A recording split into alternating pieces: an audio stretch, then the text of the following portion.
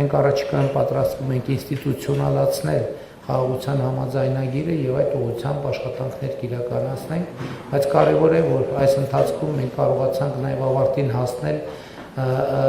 TRIP նախագծի շուրջ Հայաստան Միացյալ Նահանգներ համաձայնագիրը, որ արդեն ստորագրված է եւ մենք առջեւում պիտի սկսենք վավերացման գործընթացը։ Կարևոր է արձանագրել, որ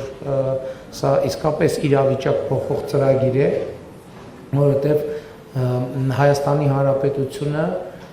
ինչպես առիթ ունեցել եմ ասելու, հակամարտության փակուղուց վերահացվում խաղաղության խաչմերուկի եւ սա իհարկե մեծ իրադարձություն է մեր երկրի կյանքում եւ 2026 թվականին արդեն գետնի վրա կսկսվեն իրական աշխատանքները։ Ուզում եմ ասել նաեւ, որ մենք Հայաստանում ընդհանուր առմամբ երկաթուղային ենթակառուցվածքները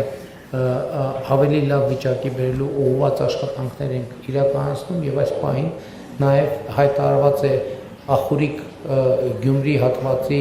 վերականգնման հետ կապված մրցույթը, որը իրականացվելու է պետական բյուջեի միջոցներով եւ մենք իհարկե հետագայում նույնպես երկաթուղու հետ կապված այդ թվում միջազգային գործընկերների հետ կիրականացնենք որոշակի ծրագրեր։